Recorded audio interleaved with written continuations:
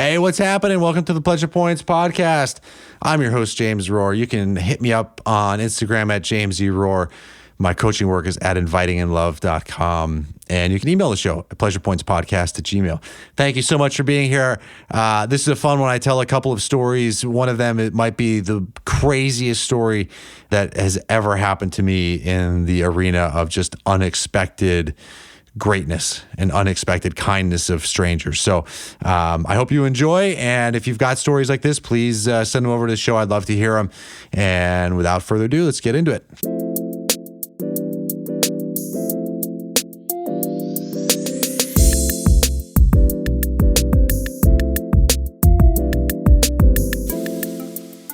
Hey, welcome to the show.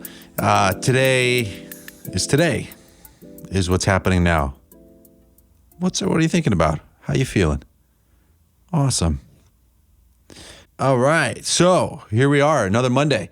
Beautiful, beautiful day. Hopefully it's nice where you are. It's been absolutely gorgeous down here in Miami. Getting tan, going to weddings, seeing all the things, enjoying ourselves. So a really funny thing. I hope you guys enjoyed hearing Wyatt at the end of that last podcast. So I took him home back to his mom's house shortly after we recorded that, and as I was dropping him off at the airport, I was trying to have like a feely dad moment, and I was talking to him about, how proud I am and how strong he is and resilient, and with all these changes kind of coming up potentially in his future, going to Europe and all the stuff that, he's got everything that he needs to thrive, and, I'm with him always in his heart. I mean, all the shit, right? All the stuff that we would say. And he looks at me and he goes, "All I know is right now I'm eating a pizza." And it was like so perfect, right? After all the stuff that I've been talking about for the last month here and exploring. And he just totally crushed it. It just brought it right back to the moment and the pizza that he was eating as I was trying to have a feely moment. And so, hopefully wherever you are, you're just eating that pizza and not thinking too much about what may or may not happen in the future. But that reminds me of like what I wanted to talk about here today, which is something that I've been observing in myself again more recently, which is, what is your brain conditioned to? And in particular, like, are you conditioning yourself to expect things to be awesome? Like just to like assume that, miracles are going to happen, that's, spontaneous things of awesome are just going to show up, and that, kind of incredible moments of wonder are going to, come flying into your life at any given moment to make it even more awesome.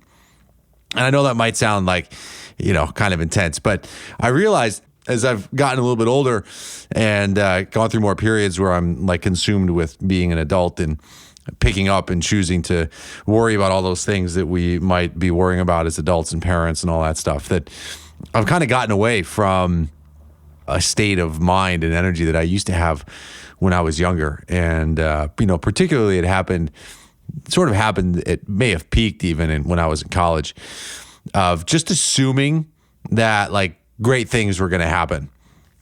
I remember this one time when I was in college, it was the first year that the new San Francisco Giants stadium was opening up, that PNC Park, not PNC Park. What the hell is it called? Whatever. The baseball stadium that they play at in San Francisco. It opened up like downtown right on the bay there. And I really wanted to go. But I was like, we were broke and whatever, but there was a train that went right from campus into the stadium. And so I roped a friend of mine who was even more broke than I was into going. And he was like, well, we don't have tickets. And I was like, yeah, I don't think we need to worry about that. Like, it's going to work out. It'll be fine. And he like had all these objections, and, I remember him being kind of tense, and I just assumed that like we were going to get hooked up somehow. Almost like a hot chick may just assume that she's never going to have to buy a drink on her own. I just assumed that, like, I don't know, that, like, we were going to be taken care of. And so I convinced him to go, and we got on the train and we got up there, and we're walking around, and I'm putting like two fingers in the air, like we need two tickets, like I was at some like Grateful Dead show from years before, and somebody came up to us and was like, "Oh, I got 2 seats. It's going to be like, $75 a person." And we were just like, "Dude, we're in college. Like, we're 20 years old. Like, this is not going to work." And so we keep walking around, and then this guy comes up to us, and he's with his kids, and he's like, "Hey, you guys looking for tickets?" They say, "Yeah, we need 2 tickets, but we just don't have a lot of money to spend." And he's like, "Well, how much can you spend?" And we were like, like maybe $20, like maybe. And he was like, "All right, okay, well, why don't you guys each just give me $10, and I've got these 2 tickets." And he reaches into his pocket and he pulls out, like, not the thin tickets, but like the big fat, like, VIP tickets. And he says, he's like, "Hey, like, my company, we have this box today, but some of my clients couldn't come, so I've got my boys here, and I just want to hook you guys up. It seems like you should come up to the box. We got food, we got all the things. Enjoy yourselves." And so we get the tickets, and we're like, "Oh my God, this is amazing." And then it was like, do we go up there? Like, my friend was kind of shy. He didn't really want to go to the box, and so we were like, we tried to go into the outfield, and we were just gonna like get some seats in the outfield, and we go to the outfield gate and we show him the tickets, and the guy's like, "Oh, no. You don't want to come in here with those tickets. You got to go around by like home plate." So we go around to home plate, and we're there a little early, and we're like, "Well, let's just check out like some field seats." And so we walk up behind the home plate, we show the usher the tickets, and he's like, "Oh yeah, you guys can like just pick an empty seat. Like, it's fine. Just enjoy." We're like, "What is happening here?" And so we sat like 4th row, like behind home plate for the first like 5 innings. And then I was like, "Yo, dude, like the guy sold us the tickets. Like, we should probably at least go up to the box to say thank you." And so, we go and we get in this elevator and we go up and we get to the box, and the guy's like, "Fellas, where have you been? Like, my God, we've been waiting, and like, we've got all this food, please eat up," and all the things. And so we're chowing on, hot dogs and beer and like the whole thing. And what was awesome is that from where those seats were, like from where that box was, you could look down that third base line, the left field, and then just you can see the Golden Gate Bridge, and like the whole bay like opens up to the right. And it's such a beautiful stadium. It was like if Wrigley Field was on the lake and like updated. So they did a great job. But it was this idea of just being, I just knew, like there wasn't any part of me that had any doubt that we weren't going to get hooked up. And like, it almost like, I don't remember there being any doubt, but if there was, it was just going to be one of those things that like, well, like whatever, we'll figure it out. We'll have a great time. Like, fine. And, the Cubs won, and that was great. And, but it was just this kind of like expectation that things were going to be great. And I don't know that I don't think I'd had enough happen in life yet where I needed to like I don't remember like actively conditioning this. It was just like how I showed up. And I love what I realized is like, we have a friend of ours who's in town right now, and she has that attitude. She's great with people, and she just assumes that things are going to work out in her favor. And like they always do. And, a lot of that has to do with how she chooses to see things. And yet she's also just putting out this vibe where like people love to do things for her, and like she gives back to them. And it's like this whole like positive loop, which is so different than being with somebody who was like always negative. Like I remember when I was in college again, I was hiking in the Andes, and I was doing field work in Peru in the highlands there. And there was like a base camp of people doing archaeology work at this amazing site called Chavin de Huantar. And I was doing some field work like up on the hills higher to that, studying the trail that came into the village. And so sometimes I would be able to take one of the researchers who would, want to come up and get away from the village and go up into the highlands for a little bit. And this one time there was this woman who, this classmate of mine who joined me. And it was amazing because she would say positive things, but then it would always end with something negative at the end of the sentence. It would be like, we'd be hiking and she'd be like, "Oh, it's so beautiful." I'm like, "I know, right?" And she's like, "Yeah, it's just too bad that there's that cloud up there." Or she would be like, "Oh, this food is so good, but it's too bad we don't have any more salt." It's just like, it's like she just couldn't be okay with letting things be positive. And then I remember like with when my first marriage, she was saying that there was a saying that translated in Polish that basically like from Polish that translated English is basically saying for every smile, there's a tear. Just such like a Polish Eastern European attitude to have. But I guess if like all these major powers have just like trampled over your land and stolen your properties and ignored your borders, like, you know, you might have, that might somehow be built into the cultural ethos there. So they aren't necessarily conditioning themselves for great things to happen, especially if you just assume that it's going to be balanced out with something that's difficult and you want to brace yourself against something that's difficult. But the absolute like ultimate story that I have of just conditioning and assuming that things were going to be amazing was the summer between my junior and senior year? No, sophomore and junior year. I spent the summer, I was in Europe, and I was reading all of like the requisite reading for an open-minded college kid, right? I was reading Travels with Charlie by Steinbeck, which if you've never read it is an amazing book. It's about this guy traveling around with his dog. On the Road, of course, by Kerouac, and then another one called Dharma Bums. And in these stories, it's all about sort of like being on the road and adventuring. And I think it's Dharma Bums where they're hitchhiking everywhere, or maybe it was On the Road. But I remember just being filled with this, like, I was like, I got to hitchhike. I need to hitchhike around. You know, this is like an adventure that I should have. I want to have this experience. But I was so fortunate to like always have access to a car that I never needed to like hitchhike. And so when I got back to campus, I was all fired up after reading these books, and I reached out to a buddy of mine who I know had done some hitchhiking around Europe. And I was like, yo, dude, like, I want to do, like, let's go hitchhiking. Like, let's hitchhike down to LA. Maybe we could hitchhike to Vegas. You know, we should like go from San Francisco and like, we should go someplace awesome. And he was like, well, have you ever been to Tahoe? And I was like, no, I haven't. He was like, I've never been there either. He's like, let's hitchhike to Tahoe. And so, you know, there's an issue of getting from like a campus, like at Palo Alto, over to like the main road that's going to take you into Tahoe. Like navigating hitchhiking like through the Bay Area was going to be like way more complicated. And to make matters even more ridiculous is like we had a car. Like there was no reason for us to to hitchhike. So we drove our car out of the bay onto like the main road, where if you were hitchhiking at this main road, like the only like place it would take you was like up into the mountains to Tahoe. So we park our car in some place that we hope is safe. We get out, we grab our backpacks, and we would go to the side of the road.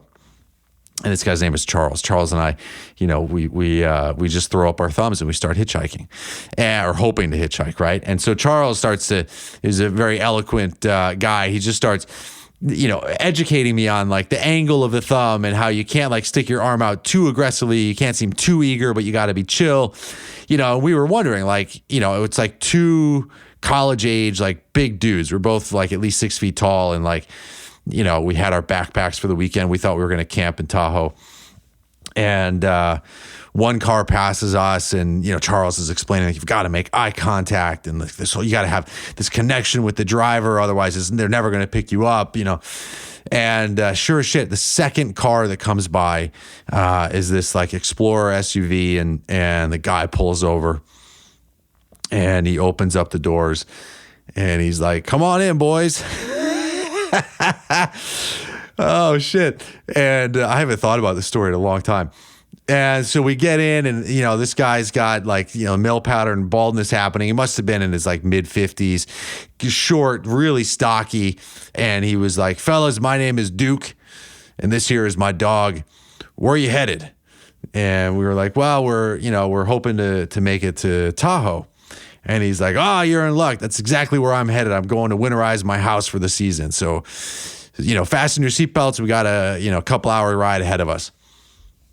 And so as we're in the car with Duke, it turns out that he and his wife spent like years hitchhiking around Europe and then back here in the US. And he was like, you know, I've just been taken care of by all of these people, like hitchhiking, for years. My wife and I were taken in, and it was so great.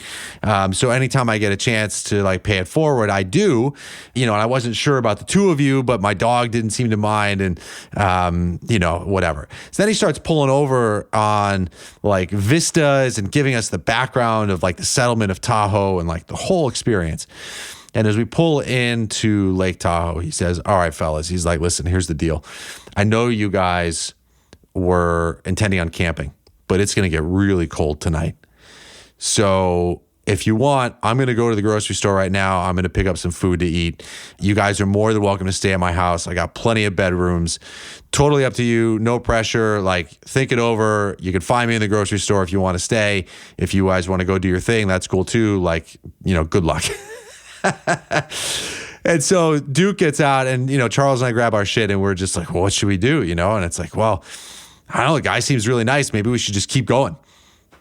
And so we go into the grocery store, and we find Duke, and we're like, hey, we're going to stay with you. And he's like, it's an excellent decision. He's like, you guys okay with steaks? I'm going to get us some steaks and cook some dinner. And we're like, yeah, this is amazing. So, half hour later, we find ourselves in Duke's house, and he's got this like huge house, 4 or 5 bedrooms, and he's got a hot tub on the roof, like totally decked out. And he's like, all right, guys, like I'm going to start cooking dinner. If you want, there's like a beautiful hike down here. There's a lake, there's a river, and you can like check it out and just relax, or if you want to read, like whatever. He's like, I don't care. He's like, I'm going to have dinner, and then I'm going to the casino later. So if you guys want to come along there, you can do that too. So Charles and I go for this nice little hike. We come back. Duke's cooked us dinner.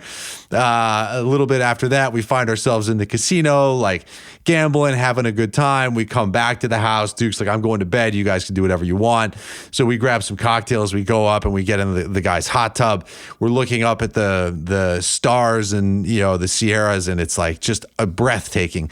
And Charles and I are like drinking in the hot tub, and we just can't believe our luck. And that's where he starts talking about, it was the first time that I heard this kind of theory where he's like, I think the way it works is that we're all just kind of connected, and you put out like a need or a desire, and it just kind of tugs on that spider web a little bit.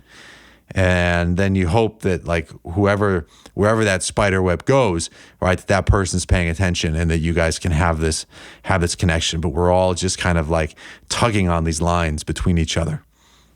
Which I thought I loved it. I thought it was amazing. So we toasted off to a great night. We get up in the morning. We wake up and we're like, man, we got to figure out like how to get home today and all this stuff. We go to the kitchen. Duke's there. He's got donuts and, pastries and coffee laid out for us. And he's like, boys, come on out here. So we step out onto his deck. And from where his house was, you could see like the little Tahoe airport wasn't too far from there. And he points to the sky, and there's this little plane that's flying in. And he's like, you guys, you see that plane there? And we're like, yeah. And he's like, oh, that's a buddy of mine from Santa Clara or San Jose who's flying in here for the day.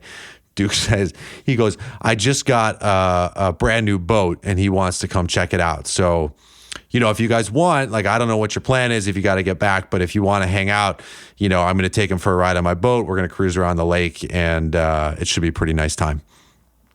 So Charles and I, at this point, we've drinking the Kool-Aid. We're just in it, right? So we're like, yeah, of course, Duke, this is amazing. So, then we find ourselves in this guy's beautiful boat. And he's cruising like all around the shoreline of Lake Tahoe, which if you've never been to Lake Tahoe, like you've got to make it a point to get out there. It is so magnificently beautiful. And he's like cruising around the shoreline. We're checking out the homes. He's giving us like more history and background. And we go all the way to the opposite side of the lake, and he pulls over and like, he's like, come on, I'm going to take you guys to breakfast. So we're like getting mimosas and, this like huge breakfast. And at this point, his buddy with the plane looks over at us, and he's like, so sounds like you guys are having a pretty lucky weekend. Sounds like Duke's taking really good care of you. Not bad for your first hitchhiking experience. And I was like, yeah, I'm really appreciative. This is amazing. Thank you. And the guy says, the pilot's guy says, well, how are you guys going to get back? And we're like, well, we were hoping to get back today, and we don't know. We need kindness of someone to give us a ride. And the guy looks at us and he goes, well, I've got that plane and there's 4 seats there. So if you want, you guys can just fly back with me. He says, but the only problem is when we land, I only have my 2-seater Porsche convertible at the hangar, so it might be a little bit of a tight ride back to campus. Now, we didn't dare tell them that we actually had a car that was like parked an hour and a half from campus, like way closer to Tahoe, and so we were like, "Oh, that's okay. We can squeeze into your Porsche. Like, no problem. We'd love a ride on your plane." So, it's like, I don't know, like 5 hours later, I find myself riding shotgun in this 4-seat Cessna plane, and we take off and we're flying over Lake Tahoe, flying over the Sierras, and it was just like magnificently beautiful. And I just couldn't believe it. I mean, it was such a magical, fortuitous weekend, unlike anything that had ever happened to me. And so, we get into we land and we get into the guy's convertible. He drives us back to campus, and he's like, if you ever get a chance to pay it forward and to repay the kindness that Duke and I have showed you guys, please do so. And man, it was just amazing. So we get back to campus, and then we're like, well, shit, we gotta get another car so we can go drive and pick up our car, which we did. And like the whole time we were just like super stoked, and we couldn't believe that like all of that amazingness had happened. And we knew I knew that what had happened was just amazing, but it took on like another level where like a few weeks later on campus, I heard other people telling the story about Charles and I. They were like, did you hear about these guys that went hitchhiking and they flew back in a plane? And it was like the closest thing I'd ever had to like going viral before going viral was a thing. And it was just amazing. And, I'm like so fortunate that like that happened, and that I've had like all of these different experiences where I've had mentors and people like, just take an interest and extend kindness to me, which is why it's just so important to me now to like make being kind such a big part of like how I move through the world. But it reminds me of like conditioning things to be great. Like when we went out hitchhiking, we weren't sure what was going to happen, and certainly never dreamt that something like that would happen. But we also just threw ourselves into the moment. And that was part of like what was so great about hitchhiking is there's an immediacy to it where you're just kind of like, well, let's just see what happens, and to a certain extent, like, weed is, legal in Illinois now, and it's illegal in a bunch of states. Something about with edibles, especially where like an edible kicks in and you're kind of like, well, let's just see what happens here. This could be really strong, could be really intense, could be kind of lame, like whatever. But there's going to be like this ride, and certainly psychedelics are like that to like the next level. But there's what I appreciate about all of that is that there's like an immediacy to it where it just encourages you to like to be in that space. And when you're in that space, why not just assume that things could be awesome? Like, isn't that such a nicer way? You can't expect it, right? You can't just like hold on and be attached to things being perfect, like a perfectly cloudless sunny day. Because then if a cloud shows up, your mood is hijacked. But to just, start conditioning yourself to be open to the fact that like, this could be amazing. Like what might happen today might be the greatest thing that's ever happened in my life. Whether it's abundance, whether it's a spontaneous turn in your health, whether it's a relationship or meeting somebody, we just never know what's going to happen. So why not be conditioned to be open to things being amazing? We just never know. And so I'm really, really grateful for like the experience, getting tickets, and then, the hitchhiking weekend, because it's like on some level I have this body memory to be able to dive into, to remember, to recall it, to build that muscle. And if you don't have like amazing stories where strangers or, things that were unexpected showed up, where you got that like huge wave of unexpected grace, then perhaps you need to, we can just start giving this kind of radical gratitude for your life now and for being incredibly grateful for even having a breath.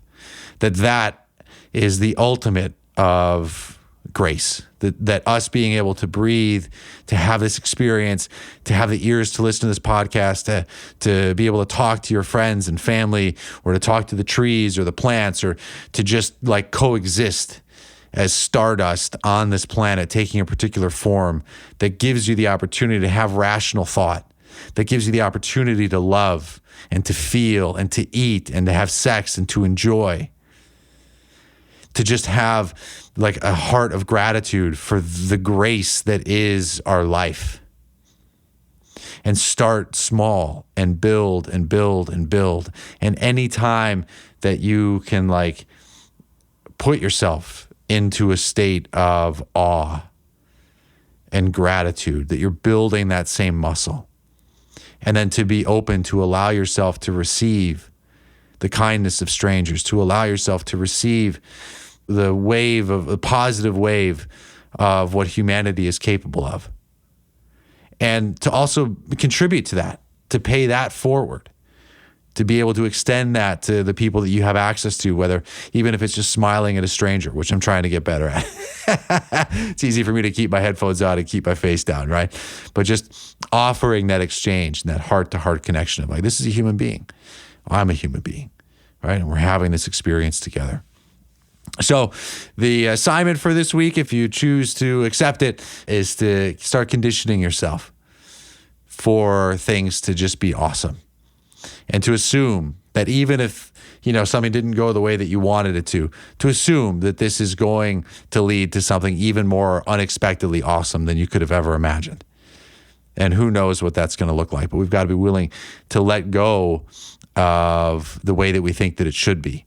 Right? Because if I clung tight to like, well, hitchhiking means I'm going to be in a car and we said we were going to camp, so we've got to camp, right? None of that other stuff would have happened.